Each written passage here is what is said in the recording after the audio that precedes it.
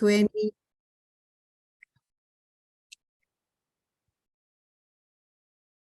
2018, it was renewed for another 6 years, and this is the area of invested, and Help Me Grow sits in the invest early P to 5 area of investment.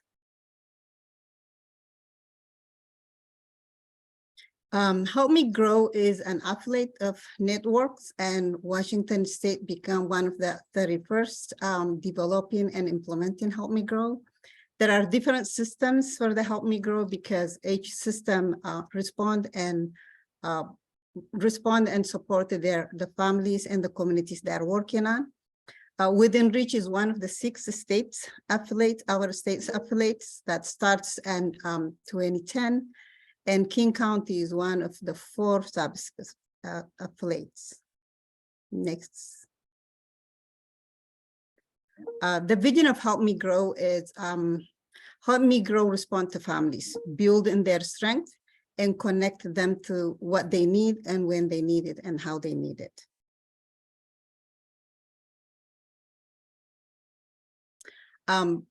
Along with our vision, Help Me Grow rooted our job into or our work into these 4 components: the family and community partnership, coordinated access, service providers and professional partnership, and data collection. Each of these services, like family and community partnership, is rooted in authentic relationship, working with families and defining the Help Me Grow system. The coordinated access, finding the CBOs who work for the community and work with the community and provide them with the resources that is reflected the culture and the language of those who they serve. The service providers are different providers that provide services. They get the partnership so they can support families to get easy access to information, and the data collection is just to reflect in our job and improve our practices. And this is all based on the self-determination, strength, and resilience of families. We also have the collaborative partnership. The community partners will get together to learn from one another, and also share resources and support one another in sharing resources to different communities. We also work with the network design partners that help to guide and continue to develop infrastructure for the Help Me Grow King County network. And just a quick piece about the network design partners. There will be a separate process that we expect to happen in early 2023 to determine who the network design partners will be. But we do hope that there will be collaboration between the network design partners and the collaborative partnership members as well. Thank you. Thank you, Tiffany. Next. So Help Me Grow, after doing a pilot and collecting feedback from all the partners and community members, we the program come up with the warm connection to be the required part of this RFP. And there are other options that can be can go with the warm connections, and that's basically case management and developmental promotion.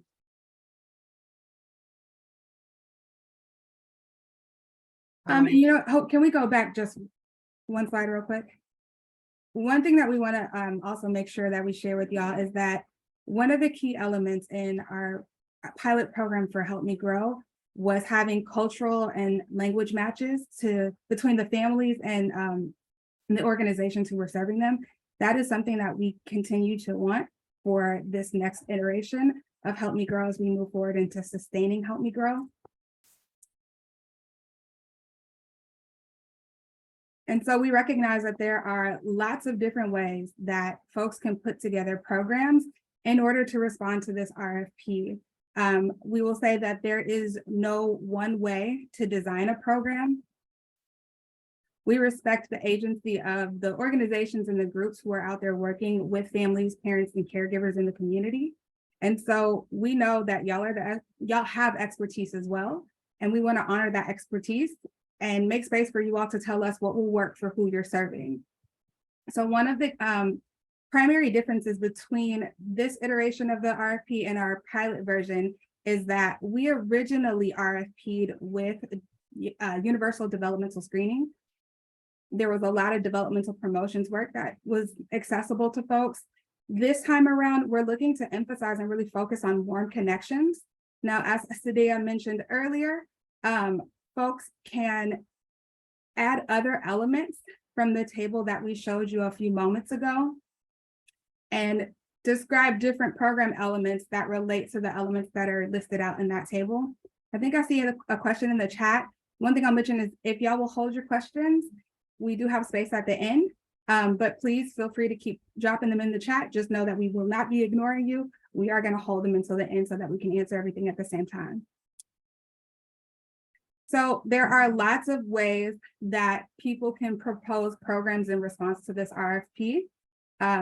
Somebody could hire one person to serve as an FTE, and that one person could act as a navigator of sorts, connecting families, parents, caregivers to the specific services that they need.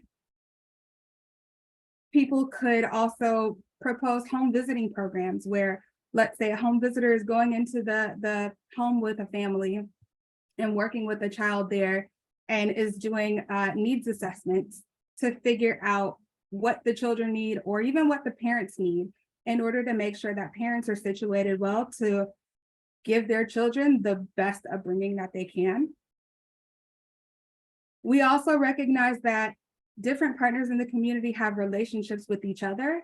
And so we might have some programs where maybe there's an existing relationship with an organization that's supporting families and a food bank, or it could be a diaper bank. There's opportunity and space for people to propose programs that leverage those relationships in order to apply those needs or fill those needs with the families that are being served within an organization or program.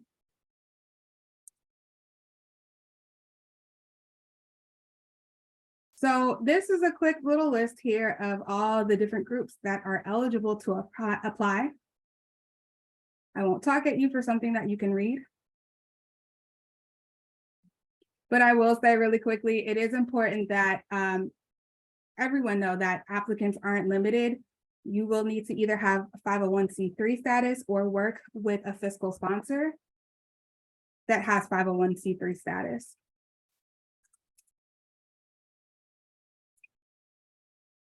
And here's a list of our ideal applicants.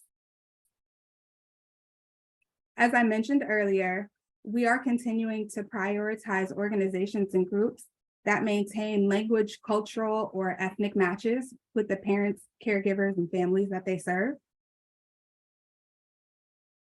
We really want to see that organizations and groups who are applying to this RFP are really holding the community, holding parents and caregivers at the center, and have relationships with these folks that they're serving, so that based on those relationships, parents, caregivers, and families are informing the programs, and that feedback that they're getting is implemented into the program.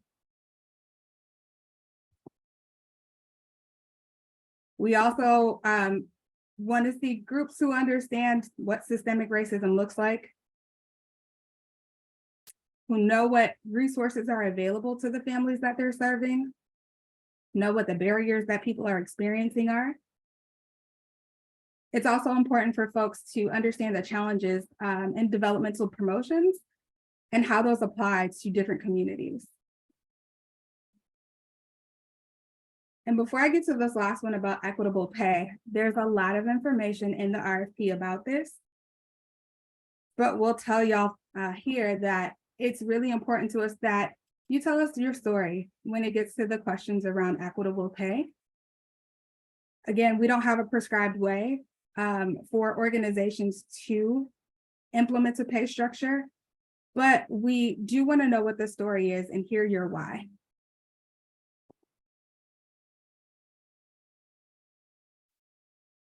So just a few things that are really important for folks to note are the definitions.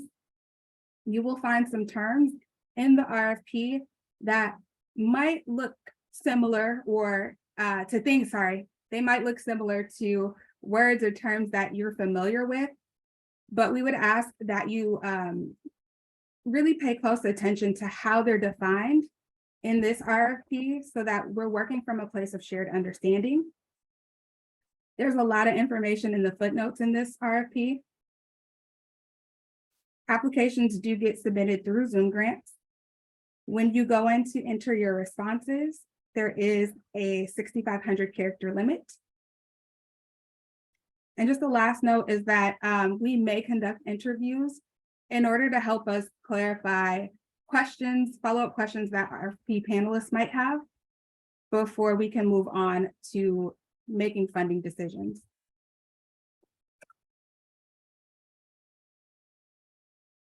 We have approximately $5 million available for this RFP, and the contract period will last from 2023 to 2025. Folks can request a limit of $550,000, but keep in mind that the exact award amounts may differ from the amount that a program requests for funding.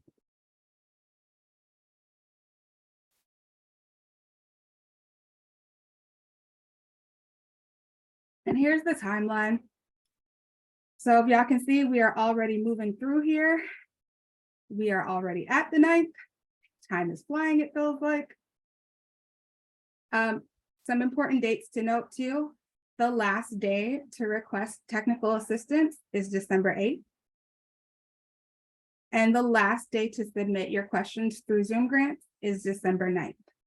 Please keep in mind that as you are submitting questions through Zoom grants, we will post the responses on a weekly basis to Zoom grants as attachments. So you'll just look there. And proposals are due December 15th by 10 p.m. So we hope to review the responses by close to the end of January, and then we'll hold February for interviews to clarify any lingering questions, and we'll go into notifications. And then Sustaining Help Me Grow will start April 1st.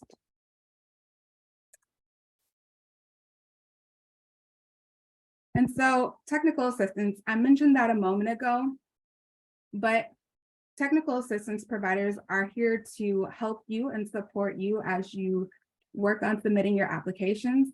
So while they're not grant writers, they can give you feedback.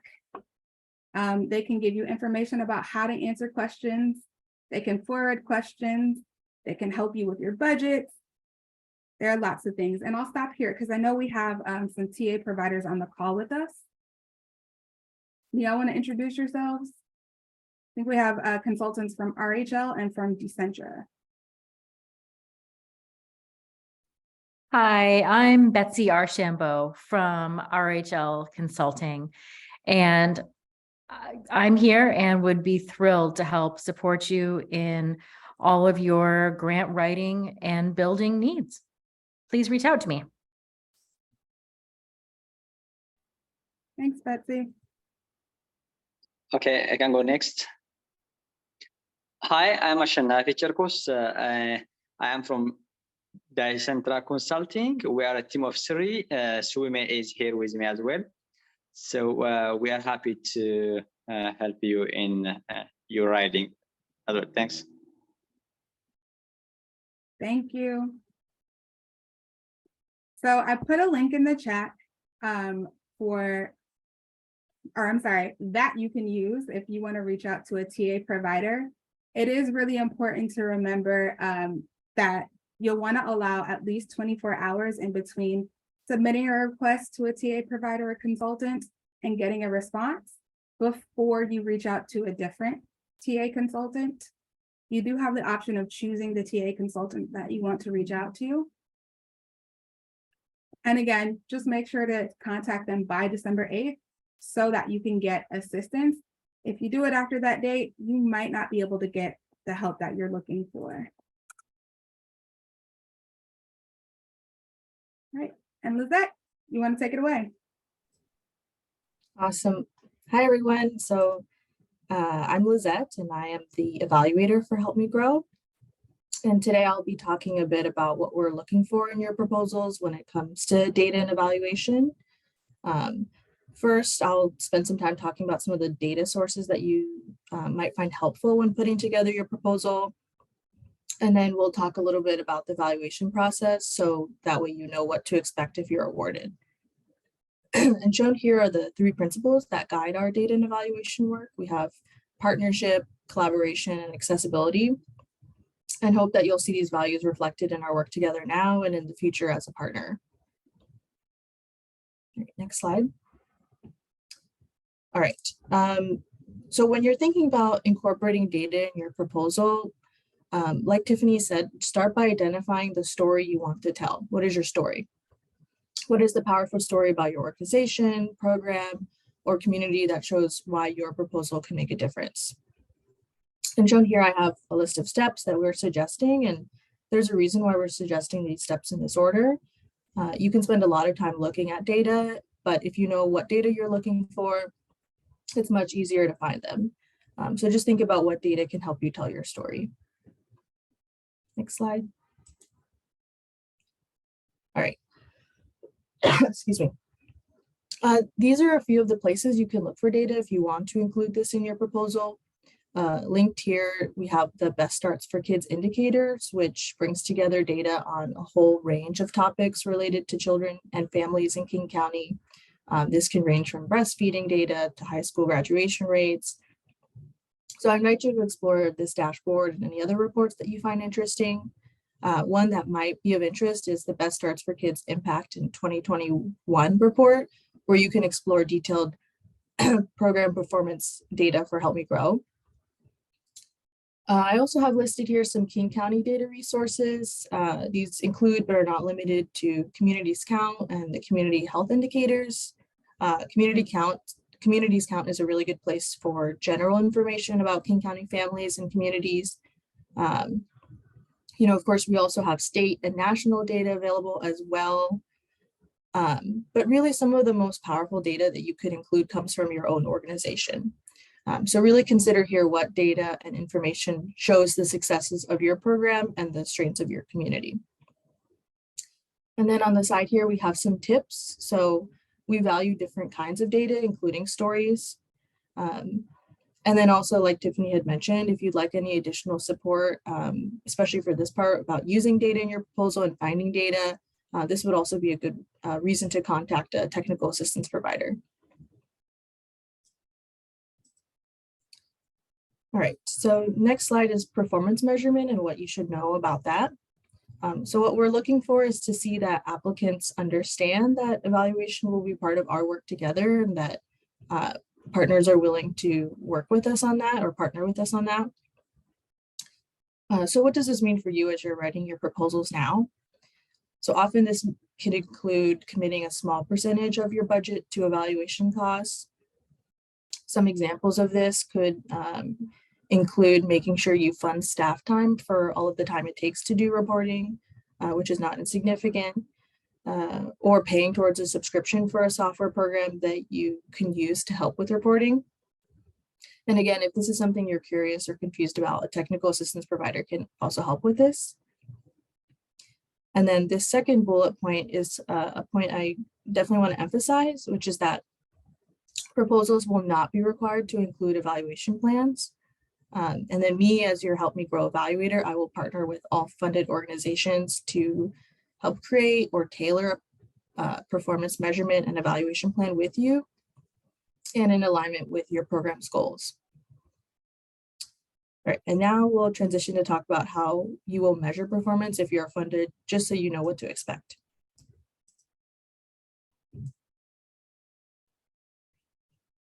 All right, so there's a lot on this slide. This is just a high-level overview of the evaluation framework for Help Me Grow, which includes both performance measurement and narrative reporting. And through these activities, this helps us measure results and tell the story of Help Me Grow partners. So Help Me Grow has existing performance measures that were redeveloped in collaboration with partners who provided Help Me Grow services in the first Best Starts for Kids levy. For performance measures, we ask for partners to submit data related to these biannually, and these dates are in, or these fall in January and July. Depending on what activities you're doing as a partner, we may request that partners collect and report on aggregate, aka summary data, and individual level data. For drop-in style and short-term activities, those will be requested to share summary data about their work. So an example shown here is tracking event attendance by, for example, number of attendees at a community event. Second part of that, so all ongoing or family to provider programs are requested to collect that individual level data. And an example of that described here is for parents, caregivers, and children who are receiving ongoing support with warm connections to services and resources from Help Me Grow partners. We could take that data and represent it as, for example, the percentage of parents and caregivers with a confirmed connection. And finally, for this last bit, for narrative or story data, there will be annual narrative reporting. And for this, we're just asking that all Best Starts for Kids grantees just let us know like what's been working, what are your successes, some challenges, and achievements in a written report each year. Okay, this is my last slide. So when it comes to submitting individual level data to us, this is just a bit more information about that. Help Me Grow partners will submit individual level data to King County via CORE, which stands for Client Outcomes Reporting Engine. This is a secure HIPAA compliant web-based portal, and Help Me Grow partners will be using a spreadsheet like this one shown here to collect and report data biannually. So like I mentioned, January and July, to report on data about individual level program participants, services, and outcomes.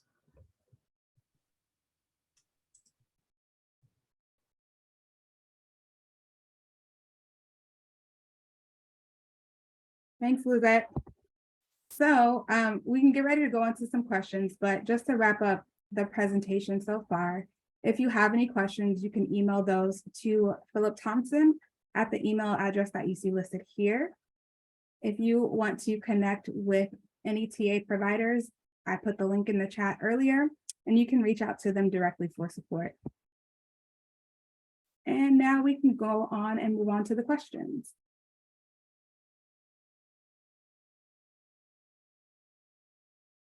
So I'm going to go through the questions that I see in the chat first. And I think the first one that I saw is asking about warm connections and what that looks like. So essentially the difference, actually the best way to answer this question is to make a comparison between a warm connection and a referral. When we talk about referrals, a referral literally is just giving somebody access to information. So if the family says, hey, I need help with food assistance.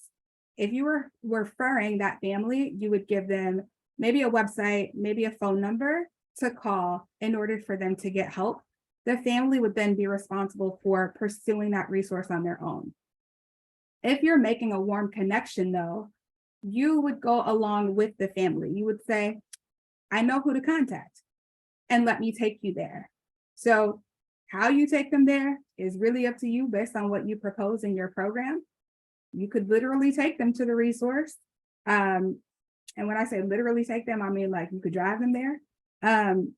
You could also help them complete an application.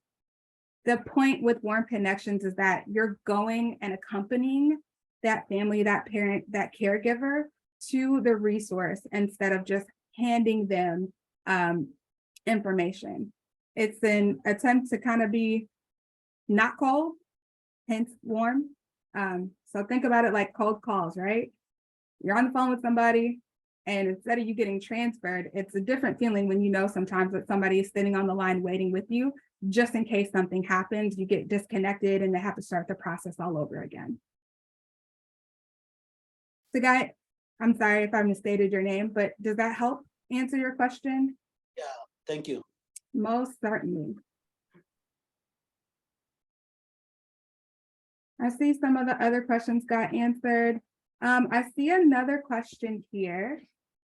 And that question is asking about equitable pay. I'm so glad that we asked this.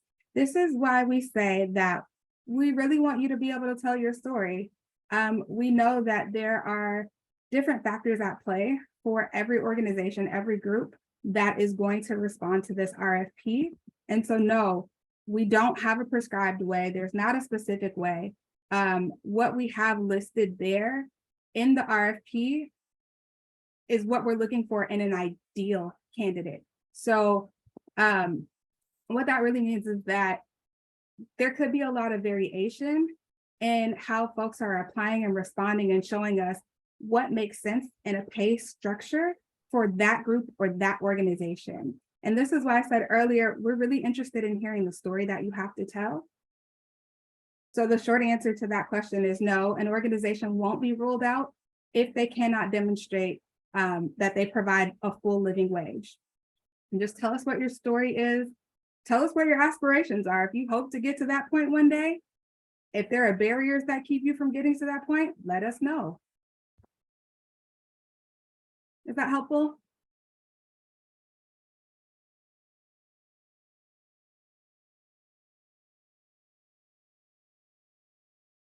All right. If Yes, not- thank you, it was. All right, cool. Okay, let's see.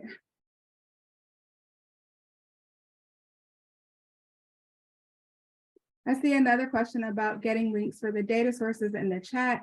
I think we can work on that. And then the next question that I see in the chat is about current Help Me Grow partners. So if I'm understanding this question correctly, my answer is that no, you don't need to propose a new program. You can propose to continue the same work that you're already doing.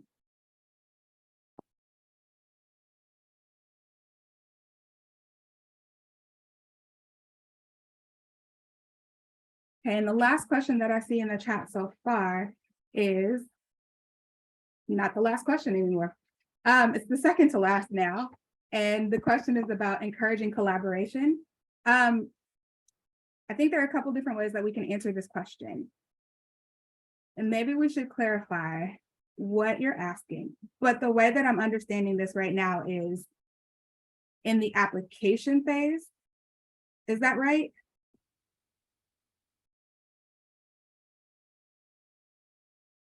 I'm asking if you encourage to apply a collaborative together, or it doesn't matter if agency can apply by itself. Okay, thank you for clarifying. And yes, you could do either or. You can apply as an individual organization or group, or you can apply as part of a partnership, like another collaboration or collaborative of groups, several groups together. That's fine. There's no one way to do it.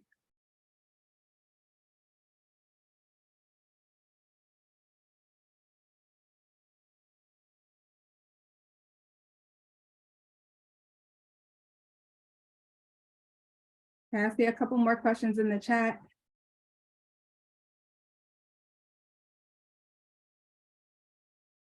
Lizette, are you still with us? Yeah, I am. Okay. So for this next question, I see here about core reporting. So the question is, for the new year, will there be a requirement for both aggregate and core reporting? So I can try and answer this a bit, and then if folks have other information that you want to add, let me know, or we can like build on that answer later. I think it really just depends on what activities you're proposing to do as a partner. If you're proposing to do some more of those drop-in or short-term activities like community events, for example, that's not activities where we would require that individual level data. But for example, if you're doing those warm connection referral type services, you know, those family to provider programs, for those we are requesting individual level data, which you will report through core. I can unmute. Thank you for your answer. So we are a currently funded program and we do both. And so would that be for our groups, we'll need to do the aggregate template, and then for individual warm connections and referrals, we need to do core. It sounds like if you're already doing both of them, that we would probably continue something like that, but For all funded partners too, we'll do like a re-review of your performance measurement and evaluation plan and just see if it still makes sense. Okay, thank you. Yeah, of course. Thank you. So another question that I see is if folks can apply if they have an early learning program that includes Warm Connections. Really what you choose to include in your application is up to you. We don't have a limit. The one thing that I would say is going back to the difference between our pilot program and what we're doing now, we are emphasizing Warm Connections. So Warm Connections should be the priority in your program. If you add on other things like connections to early learning, to basic needs, to developmental promotions work, to screening, you can add all of those things to your Warm Connections, but Warm Connections needs to be like the foundation of the program that you propose.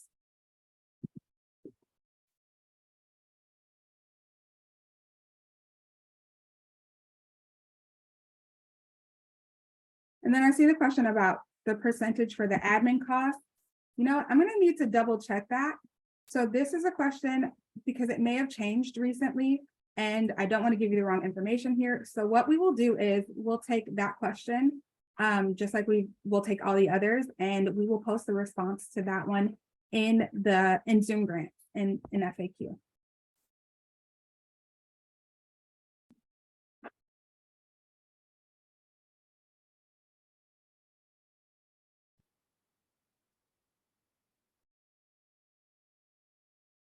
The maximum is $550,000 for the entirety of the project. So from 2023 to 2025, the maximum that a program will get is $550,000. I should say the maximum that a program could get is $550,000 for that contract period.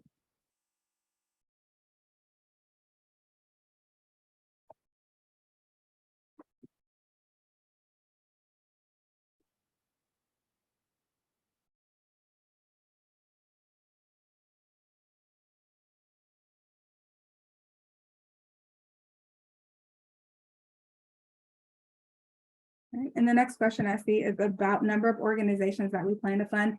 No, we've not determined that right now. So it may be based on the number of applications that we get. We are going to find that out.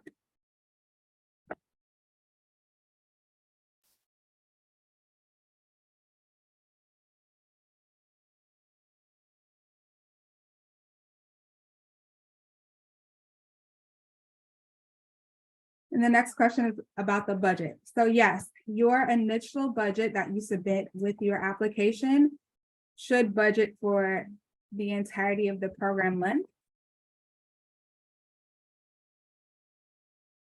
And the budget can be changed later on.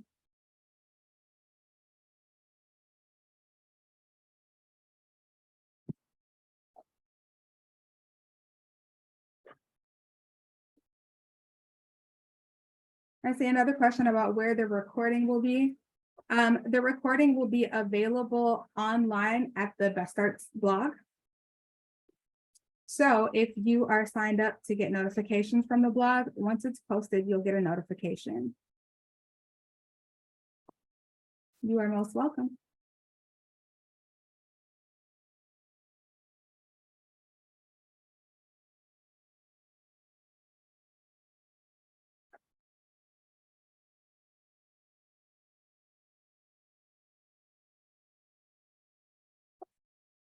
Program incentives.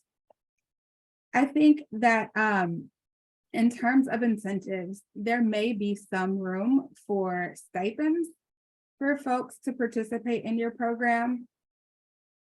If that's an element that you are going to propose or submit in your proposal, I would suggest that you just be clear about what the intention is.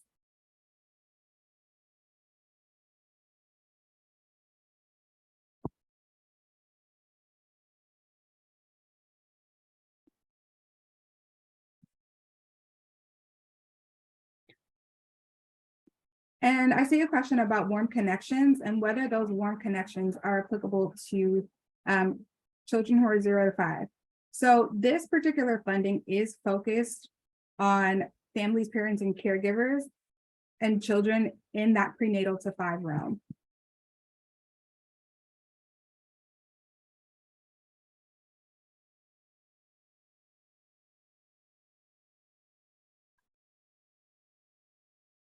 And if anyone wants to come off mute and ask a question, please feel free to do so.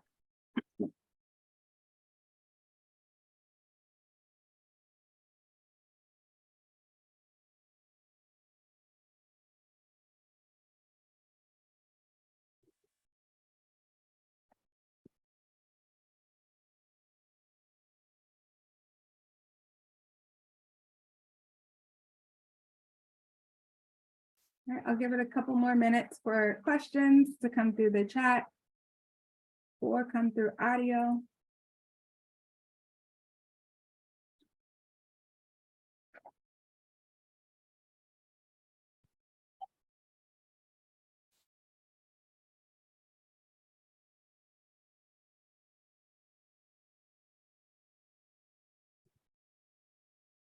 Hope, do you mind going back to the timeline page?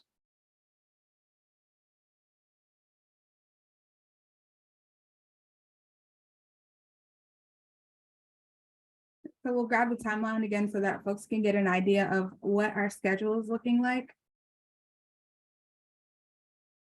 But we hope to make notifications in February of 2023.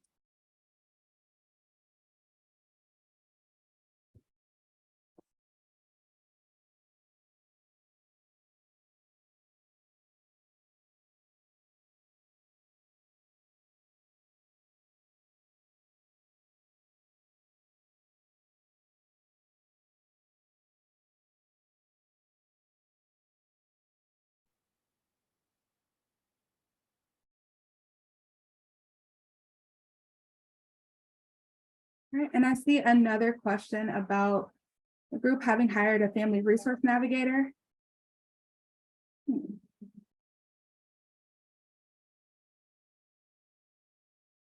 Is it Jenny? Okay, Jenny, are you able to flesh your question out for me a little bit more? Yes, hi, sorry. Scrambling to find the right buttons. So I'm looking at the proposal and we just brought in a staff person who is providing, she's functioning as a community resource navigator for our programming that involves families with children 5 and under. It was so needed, this position, that we brought her in, and we're funding her through like general funds, like individual donations. We don't have a dedicated grant to support her role. So you had mentioned earlier, like in one of the examples, it said, hire a new resource navigator. We have just done that, but would we need to build out new and different staffing, or could this apply to staffing that you have on board doing the work, but staffing that's not currently funded? Yeah, okay, thanks for giving more detail. I wanted to make sure that I was thinking about the question in the right way. And so what I'm hearing is you're really asking if this funding could be used to support existing services, right? And the answer is yes. Applicants can tell us about services that they are already providing and want to find additional funding for, or they can say, look, this is a brand new program and we need to find some money for it. What you got? So it could go myriad of ways. I'll go ahead and say here too that it's not limited to new or existing. Let's say you're an existing program and you want to add elements to what you're already doing. That is an option as well. Thank you.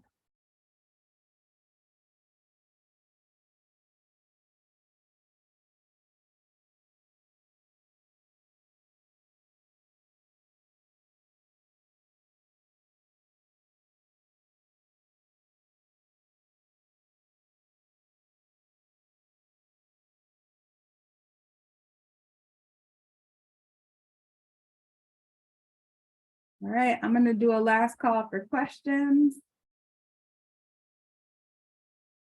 Is there anything else that y'all want to know? Any pressing information you need about sustaining Help Me Grow? All right, go ahead. The warm connections, is that a required part of the grant proposal? Yes, warm connections are required.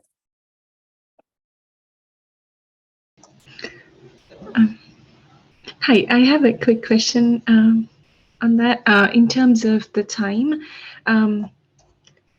is there a time frame that families are required to be in the program, or is it like a continuation that you take on the family on the caseload for a particular number of few months or a year, like in terms of timing? Okay, I think the way that I'm understanding your question is you're asking if families can come into the program or if families need to be provided ongoing services. Is that right? Okay, I see some head nods. So to that end, it could go either way. This is why case management is one of the other optional elements that folks can propose in their programs. We've seen that there's some programs where people really just need like one connection and then they're done. They can go on about their business. But there have been other instances where people needed ongoing support, or folks are proposing a program that already provides ongoing support for families. So it really could go either way. And some people are doing a combination of both of those things. Thank you. So there is flexibility built in that it can be one time or it can be an ongoing thing. Yes, that's accurate. Yeah, thank you so much. Oh, thank you, Vijay.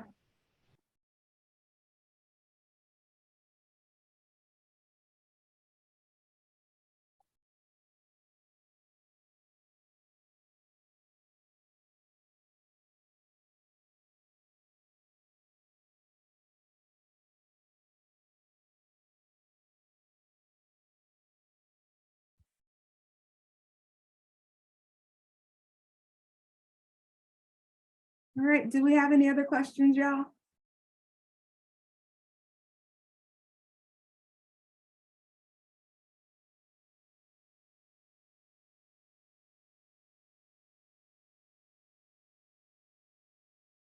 Okay, it doesn't look like it. Please remember that you can email questions to the CPRES email address that we shared earlier. You can also submit questions through your TA providers or consultants, or you can submit them through Zoom Grant. Again, we appreciate you taking time to be here with us. We appreciate your interest in Help Me Grow and in this RFP. And we look forward to hearing from y'all. Y'all take care and have a great day. Thank you. Have a nice day. Thank you. Thank you, Tiffany. Hey, Mama Ryan, thank you. Thank you. How you doing? Good, how are you?